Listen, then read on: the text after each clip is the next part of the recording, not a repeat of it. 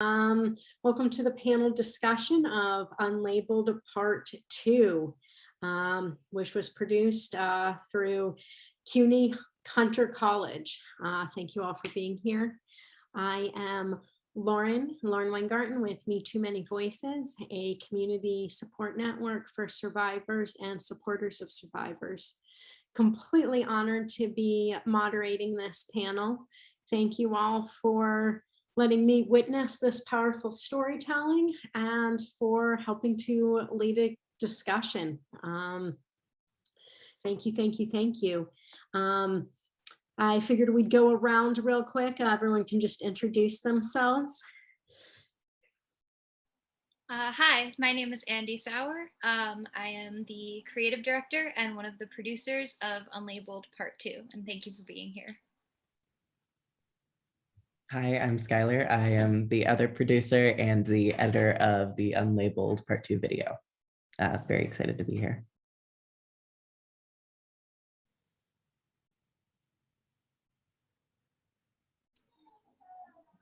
Hi, I'm Victor. I'm one of the performers as well as all-around actor, I guess. Hi. Hello, everyone. I'm Carmelina, and I'm faculty with Women and Gender Studies at Hunter. Hi. Oh, sorry. I'm Anais Escobar, and I was one of the storytellers today. And I'm Sarah Jones, and I was also a storyteller today. Excellent. Thank you all, and thank you all for joining us. We'll go ahead and get started. My first question will be specifically for Carmelina and then Andy, and we'll all kind of fill in, but I'm so curious, what is the history behind this project and the storytelling and turning it into this show? Well, first of all, thank you so much for inviting me. It was a really powerful performance and so well done.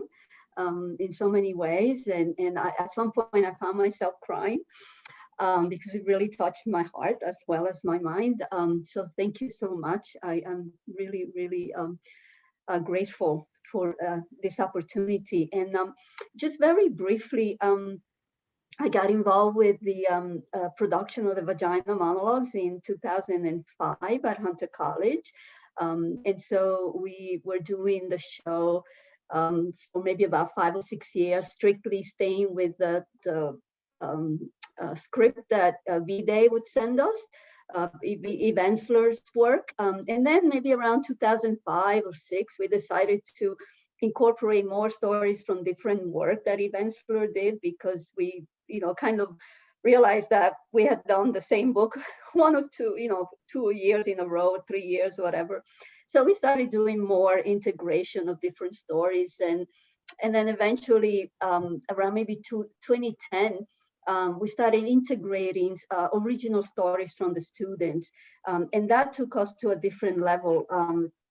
And I always wanted to, the intention anyway, to be part of this project was to involve as many students as possible, to make it as diverse as possible, and have a creative project at Hunter that would be both kind of self-transformative, so using art for self-transformation, but also as a tool for social justice, because we were putting out stories about survival, about struggles, about victories, and transformation at the personal and at the social level. So this was for me, it was a holistic project, right? And very collective. We always focus on the collective collaboration and consensus. I didn't want to get involved in a project that was kind of top down, where I would control. I didn't want to control anything. I wanted to collaborate with students on a project. So we always followed this kind of format. And then it was a matter of, okay, so what do we do for content? And by 2010, we started to organize and integrate more personal stories. And as we went on, 2011, 2012, and so on, we put more and more stories. So by the time we get to almost, I think it was 2018 or something, or 19, the show was practically more individual, original stories from Hunter than Vagina Monologues or Eve Ensler's work. And we got into a little bit of trouble with the V-Day organization, but we got around that. So the time when I had the feminist theater class in the fall, and Andy was there, and there was oh gosh, I forgot Mary Bell. Well, Andy will help out with the names, and you know, and other folks that were involved, and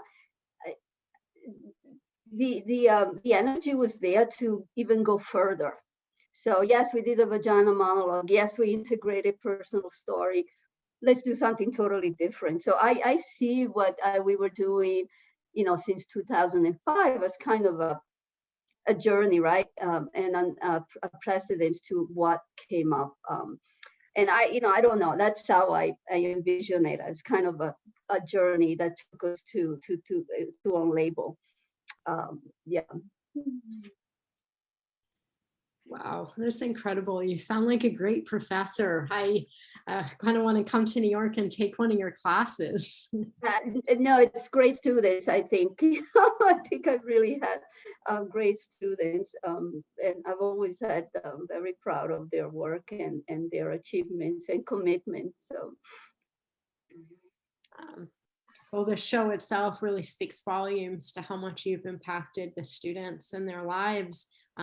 Including Andy, I'd love to pass it over to you. You know how, you know, it sounds like you were in this class and were really moved by it, and fill us in. Yeah, so I took feminist theater with Carmelina, and Annabelle May and Penny Dean were the names. Oh gosh, my memory. No worries. Yeah, and that was it was fall of 2019, I think. Yeah, it was fall of 2019. And we read the vagina monologues, and like I'd always heard the vagina monologues, but for some reason in my mind it was like a murder what is that?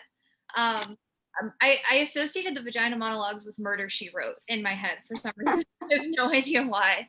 But I finally like actually read it for the first time, and it was like, oh my God, this is incredible. And Carmelina talked in class about these shows that she had put on and how it had kind of been on hiatus. And I looked at these two other women who, you know, had become my friends in class, and we were like, yeah, like let's bring it back. And we decided to do Unlabeled, which was the first like totally original storytelling show that we put on in Hunter, I guess. At least, I don't know, maybe it wasn't, but yeah, so it started off there, and we were going to have a live performance the week that the shutdown happened in New York. It was that weekend that the live performance was supposed to happen. So we put it off to June and ended up doing a show on YouTube. And then this semester I was in another one of Carmelina's classes, and I was like, I want to do it again. So we started Unlabeled Part 2, and this is where we are now. And I'm so happy to be here. I'm glad that you're here. I'm glad that you took the class. I'm glad that you decided to keep moving it forward despite the pandemic. You know, you found a way around it. And everyone else, anybody else want to share how they got involved with the project, how they heard about it? You know, what made you want to take part in this show? Be so vulnerable and you know, bear your truths to this project. Well, as the other producer, Andy kind of just mentioned in our Women and Gender Studies class, I'm always down to work on a project, and this sounded really, really interesting. I messaged them immediately in the Zoom, and I was like, hey, let's make this happen. So we've been having meetings since like, was it like late August, early September? Yeah, early We've been in the works for a while. Yeah. I can tell it's been a labor of love for you for quite some time. The show looks excellent, so it looked great.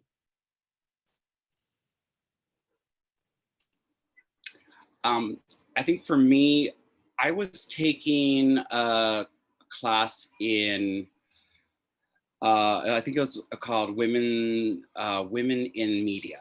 And my professor had actually like said, oh, you know, she sent it like an email to the entire class. You guys should try this out, see if it interests you at all, see if you can become a part of it.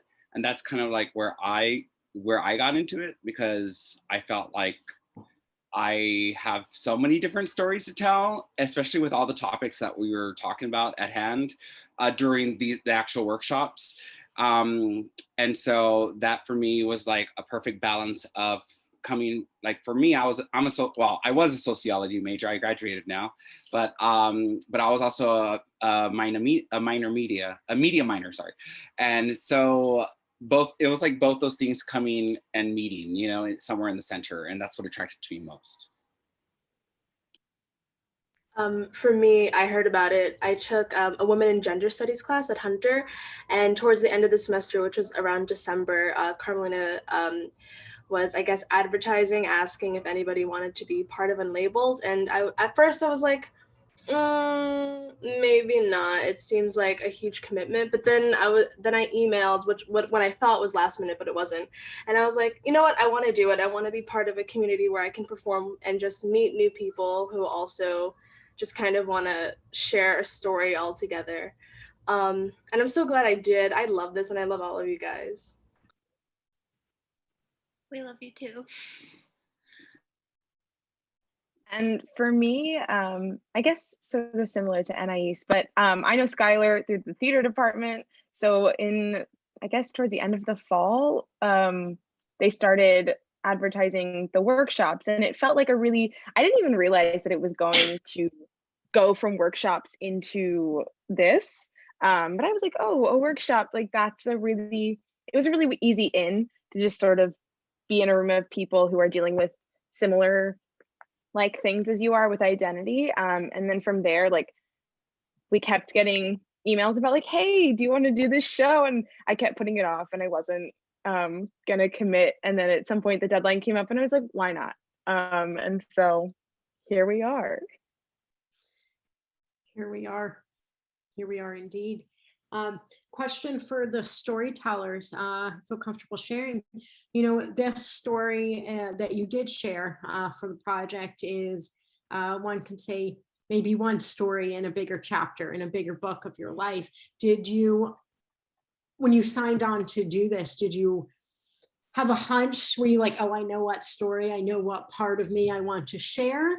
How did you decide that? Did you know right away? Did you kind of go back and forth?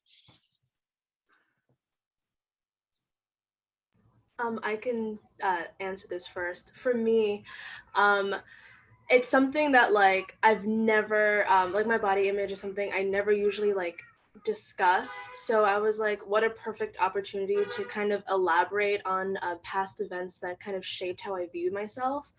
And like what a perfect audience to do it with, like people that I feel comfortable sharing this story with. And I just felt it was like ready for me to just like get it off my chest that I've been like dealing with this issue, and then like I'm working towards like getting better and loving myself more. It did take me a while to figure out what I wanted to write about, because I was like, oh, how personal do I get? Or, but then, yeah, this just kind of random. I was thinking about it in like a voice message, and I was like, okay, I'm settled. I'm going to write about this. Thank you for that. Before the others answer, follow-up question, Anais. Is this something that you had shared with people close to you in your life already? Did people know about it? Did you find was it easier or more difficult to share with, you know, strangers or friends you just haven't met yet? Honestly, it's not something I discuss with like friends at all. And I find opening up to strangers so easy, because there's like, they don't have an idea about me before I meet them. So I'm just like, okay, whatever, I'll just tell you. But so yeah, no, I haven't really discussed my history in like great detail like this with anybody close.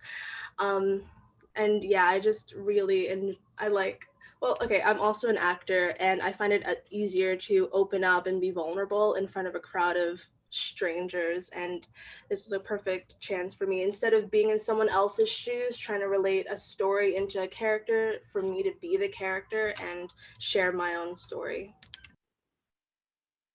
Thank you. That's really powerful. Sarah or Victor, do either of you want to chime in?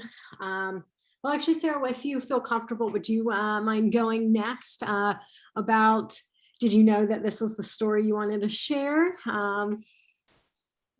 Sure. So for me, I definitely knew that the part of my identity I wanted to talk about was like my queerness, because that was the workshop I had been to. It's also something that's been at the forefront of my consciousness throughout the last year, especially of the pandemic, and it's been something that has been on my mind. But the way that I ended up like approaching this specifically, like it sort of started with the letter that I shared. That was something that I already had from the fall. And the way that we sort of created these stories was a really nice workshop process where we sort of brought in a draft, and then we talked to Andy and Skylar, and they sort of helped us work through our stories.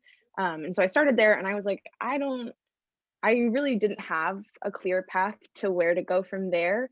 And then it sort of, for me, it was just assembling almost a timeline and picking out the moments that I've sort of been looking back at in my life and looking at them through a new lens.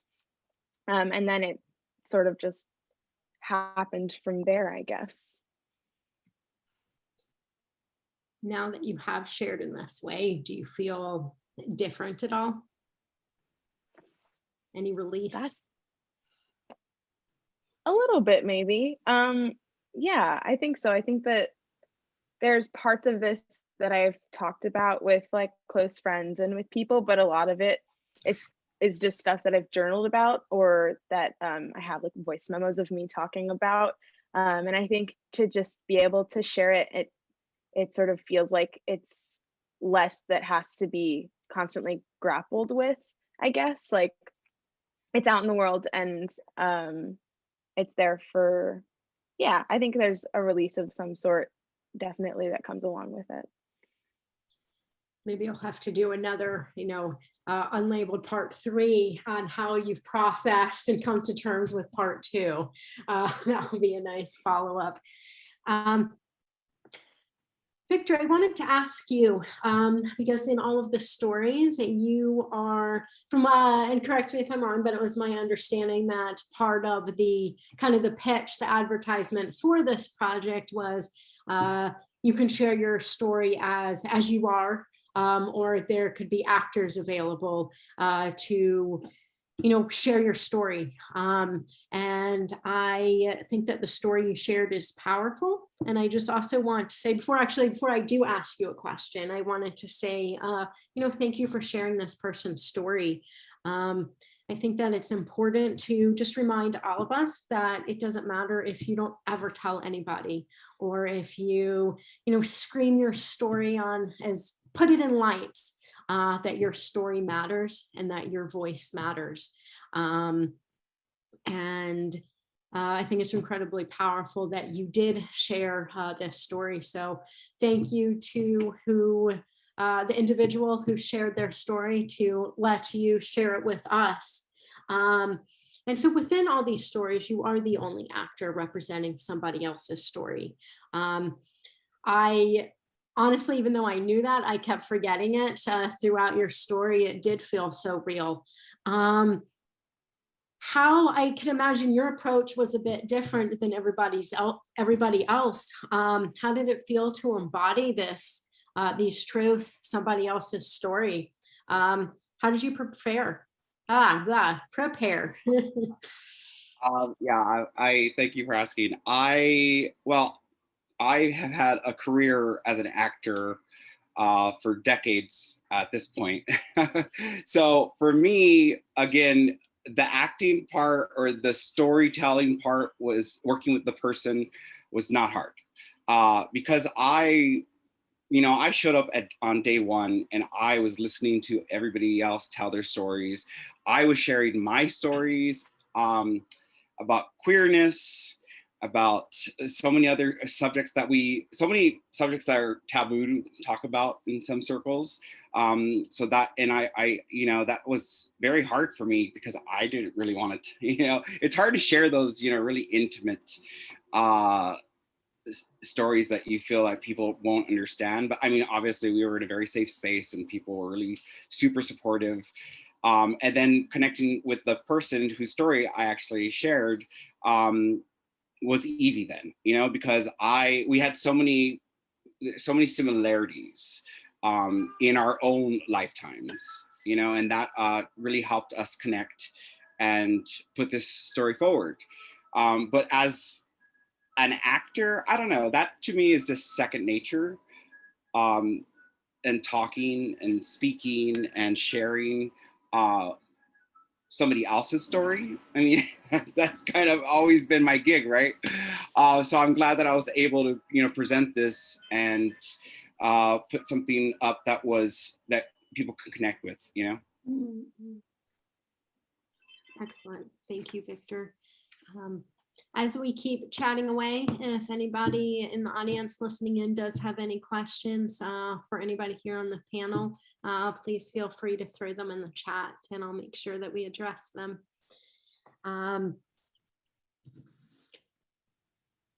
The stories that you all shared were so powerful and so personal and very much speak to, kind of as we discussed, like one of those stories, one of those chapters in your life. Is there anything else that you would want to share about yourself with all of us today, or watching your story unfold? Oh, I wish I had shared this as well, or oh, I ended up editing that part, but right now I'm kind of wishing that I did. Anybody have any thoughts on that? Want to start us off?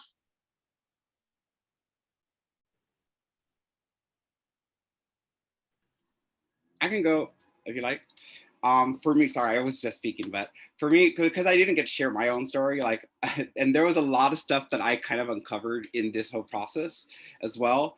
But I was also taking a violence in, I think in sociology class last semester as well. So I was like doing all this double work. Like we were talking about rape and violence. And this was also the first time that I had ever admitted to anybody in the world that I was raped. And it's one of those things that people, like, especially men, do not like to talk about. And it is the reason why I showed up to Unlabeled, to the workshops, because I was like, all right, if I can share about this in my classroom atmosphere, and I, again, during the class, I had a lot of people like saying, oh my God, like, I can't believe this happened to you. And, we care about you, we love you. And I got all this love. And I'm like, why was I so scared to like share this? Like I'd never told a soul. And just speaking it out loud and being like, I actually went through this and survived, like, it was very powerful.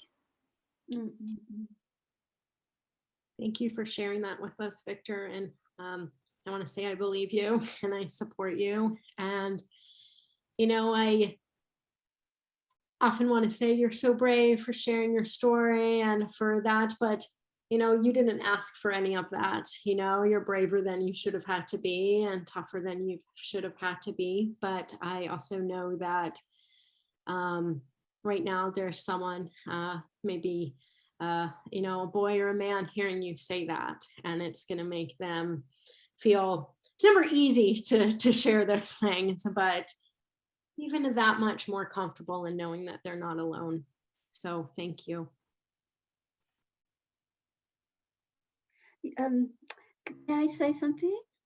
Oh, it brought back memories of when we were all involved in doing the vagina monologue, because the process was so important to all of us, much more sometimes than the product that we put on stage. I mean, of course, we wanted to do a great performance and, be entertaining as well and perform well and so on. But the getting there was so crucial. And I remember a part of the team, we also had a mental health professional and a very spiritual person, Michelle Payne, who worked with all of us. And she was one of the directors. We have 5 or 6 directors, just like this project, right? It has a team, a group of people. And we would have these safe spaces where we'll bring the cast together and share stories, because a lot of the people who came to audition for the Vagina Monologues, or whatever the show was called that year, came because they went through some stuff. And they were reflecting on it, and they had experienced something that they wanted to put out there. And these were beautiful moments where we sat around sometimes for 3 or 4 hours and talked with each other, and share the stuff that we went through. And to listen to that, because I felt that was my job, to listen, was really an incredible transformation for me. It was a moment of a breakthrough, right? I learned so much from those students, and from the whole process. So I admire that. I really love to see how this process came along. So I just wanted to throw that in there, because thank you for bringing that to my memory. Thank you for sharing that, Carmelina. I actually got chills while you were talking about it and thinking about where it started. And I feel like now more than ever, the idea of, storytelling or community as justice has really taken a forefront in storytelling, sharing our truths, and, being witness and holding space for people who are sharing. And I feel like I keep saying the word powerful, but it's powerful. And when one person shares their story or their truth, it really does open up that space for someone else too, and to feel comfortable doing so. We have a question from someone in the audience. What is the vision for this project to continue and evolve? What is your wish for how you to imagine this project to transform into? Andy, that might be a good one for you to start in on. Yeah, I mean, my crazy dream for this project, maybe it's not that crazy. The way I envision this project continuing is I kind of just want to keep doing what we did for this project and have it keep growing. So like, as some people have mentioned, and I should have mentioned this when I was talking about the history of Unlabeled, but this year, unlike last year, we held a series of workshops. And I mentioned this in the beginning of the show too, but where I basically wrote a bunch of writing prompts for mine, and Skylar did for his. And then we had someone else, Hira Khan, who wrote a bunch of writing prompts for hers. And we just invited people to come. We gave them some writing prompts. We gave them some time to think and write and reflect. And then we gave them some time to share. And of course, this started out as a school project. It started out in classroom, and it started out purely with Hunter College students. And now I'm working with Lauren, who doesn't even live in the same state as me, who's someone from a community support network on Instagram.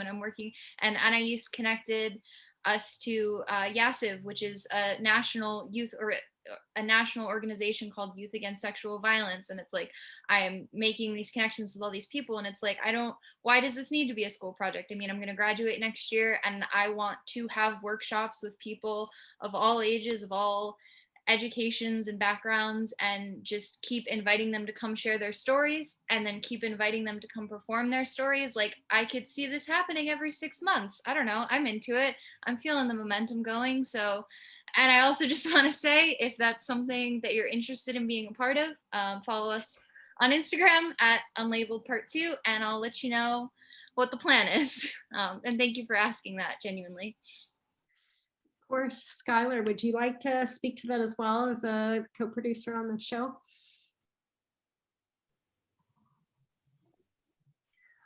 I'm so sorry. I was just about to type in the chat that I do have to leave. I'm on Pacific Coast time right now.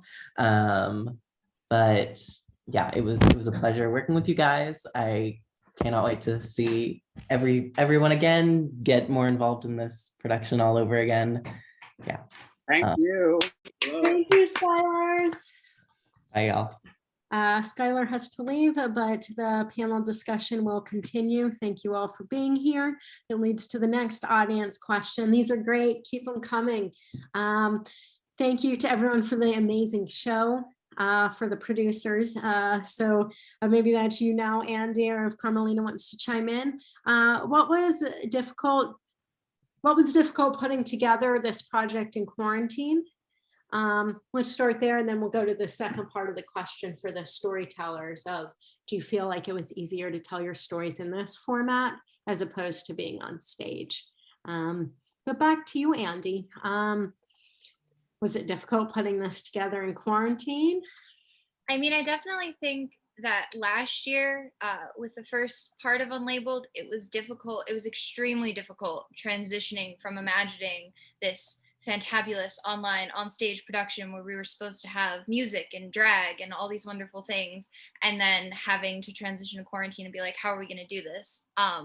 But this year, I mean, I think it depends on the kind of person you are, right? Because a lot of people are way more comfortable speaking about themselves online, comfortable connecting online. Like for me personally, it's extremely difficult putting this together on quarantine because I don't even have any personal social media account at all. Like I don't have a network, so I didn't really know how to go about purely reaching out to people online.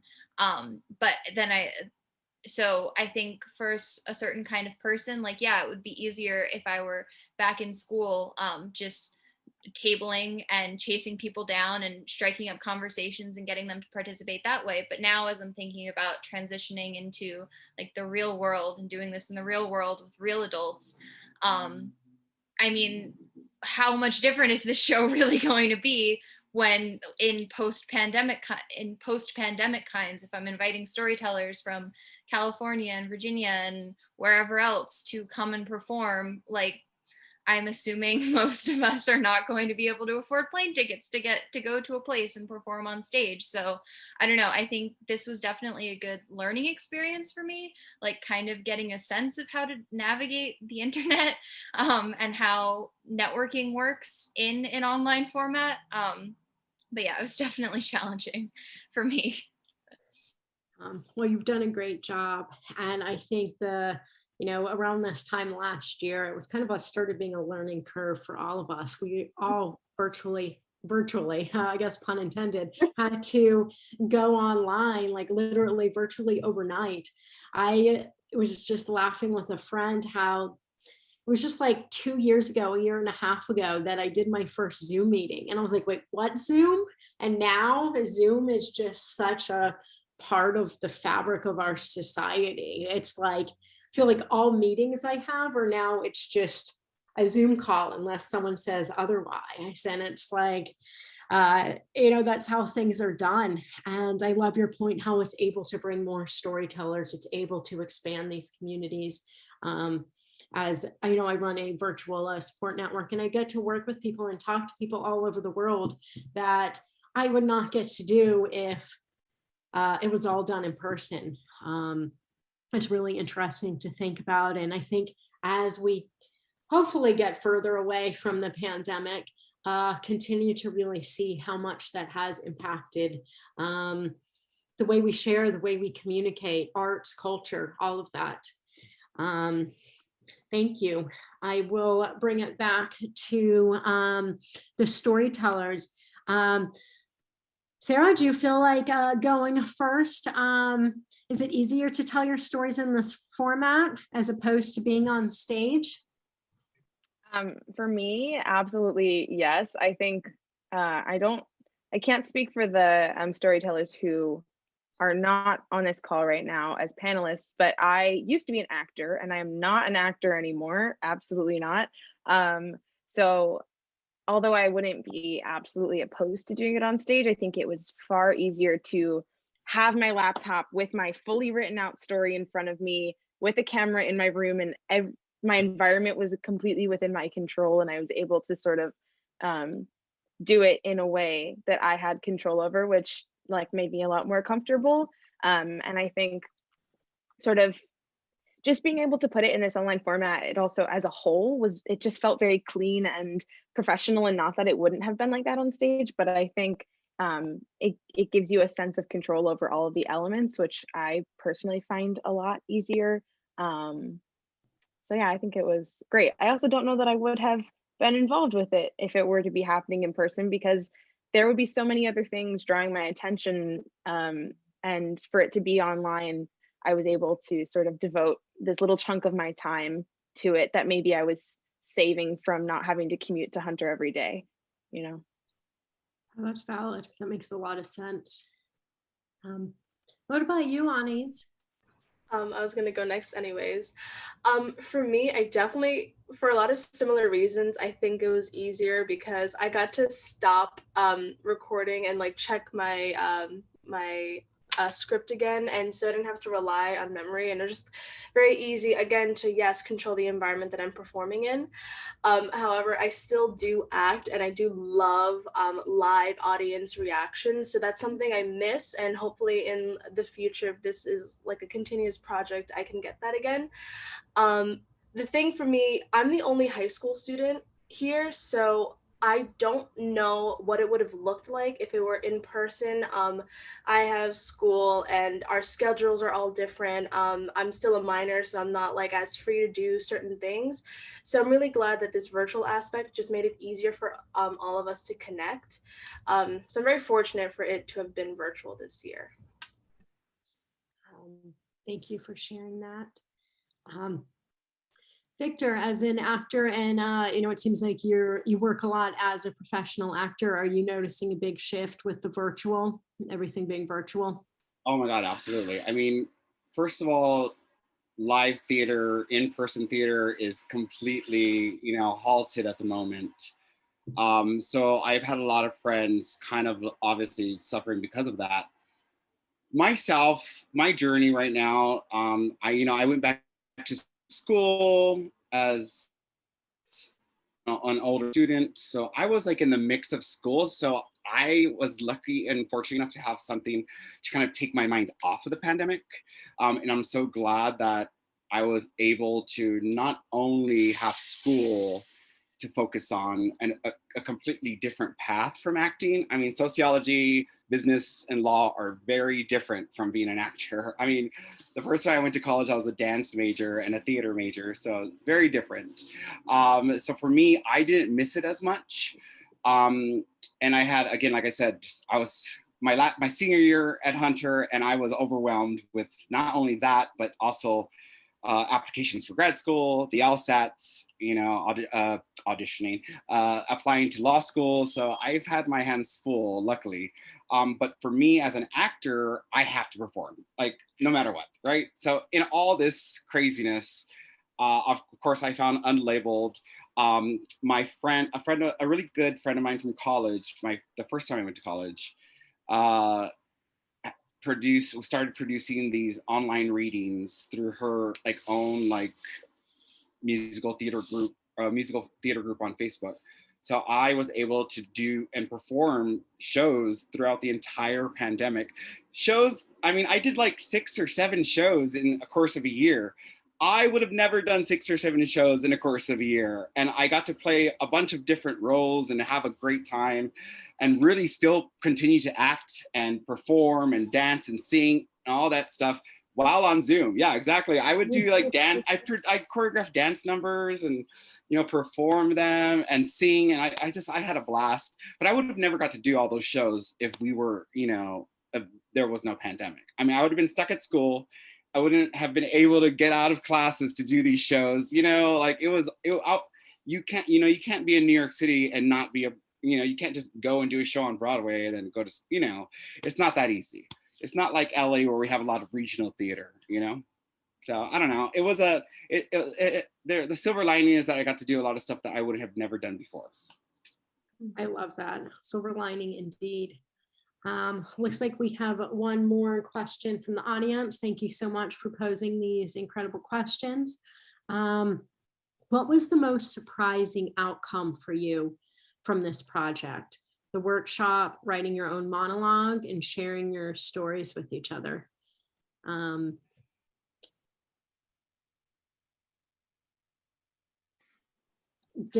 Andy, do you want to start with that one?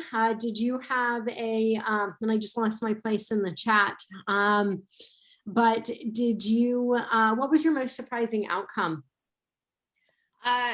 my most surprising outcome, honestly, was that people came to these workshops and then actually spoke.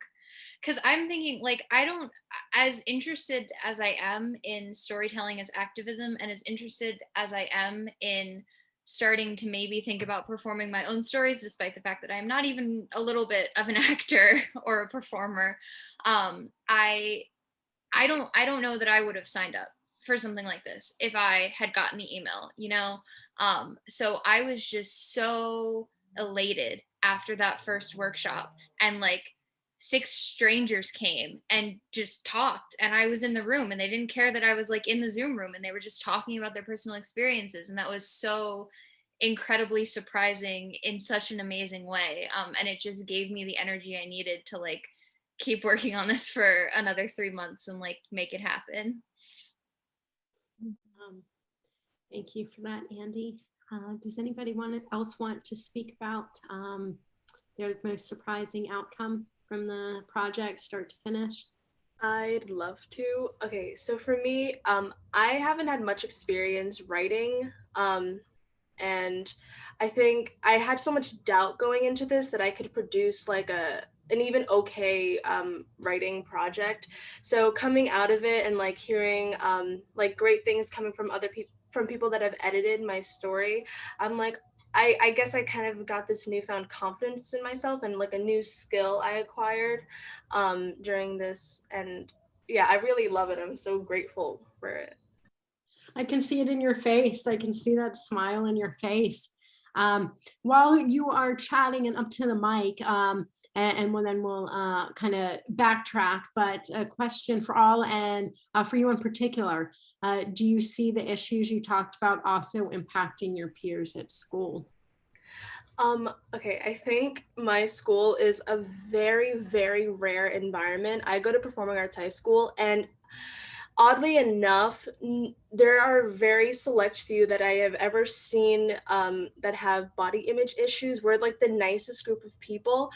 But with that said, I'm sure there's a lot of like hidden anxiety in people because we all have this very confident appearance. So maybe I hope it could inspire other people to see like me, who I like to portray this super confident that I love myself, but I've never really shared that there's parts of me that I didn't love. So I hope that like, oh my gosh, I'm tearing up. I hope that can influence other people to share, sorry, to share as well if they have like insecurities. Sorry, I didn't mean to cry, but I think that's all I have to say.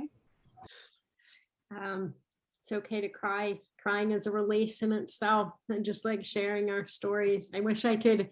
One thing virtually we have not figured out yet is how to like pass tissues through the Zoom call. Thank you for that. Sarah, what about you? What was the most surprising outcome from you for this project? And if you also want to speak to the issues impacting your peers as well. Sure. I don't know if this is necessarily the most surprising outcome, but thinking about sort of what has come out of this, so I'm not an actor, but I am like a theater person, administrator, manager, theater maker. And the past few months, I guess I've been toying around a lot with like a sort of interview-based, like devising an interview-based theater piece. And I think that seeing the success of something like this, of people being so willing to share their stories and have it be in like performance art, is sort of a confirmation that the projects that I'm hoping to pursue are definitely within reach and definitely possible, even as someone who's still a student. So I think that that's been really exciting to see the success of this and just know how much is possible out of these kinds of things. And then as far as seeing the issues in like at school, I definitely think that I guess I talked less about, it was less of like a concrete issue than other people. Mine is more of an exploration, I guess, but I definitely think that it's something that within my community of friends, and even within like the communities that I've seen like on social media, on things like TikTok, for example, like I think that people, especially in the past year, have been grappling with their identities, having been cooped up by themselves and sort of unable to connect with other people in a physical space, and being so, I think a lot of people have been dealing with isolation, and I definitely think that a lot of grappling with identity has happened in a similar way to what I've experienced. Absolutely. Well said. And I agree. This has been really kind of a, unprecedented time where we are. It's a lonely time. And it's a confusing time. And I think one that we'll continue to grapple with, maybe that's unlabeled part 3 or part 4, the pandemic version, but absolutely. I'm sure that many resonate with that as well. I thank you all for the questions. We will now pivot over to the workshop portion. Thank you all for being a part of the panel. As part of the workshop, we will stop the recording so everyone can feel more comfortable to turn on your camera.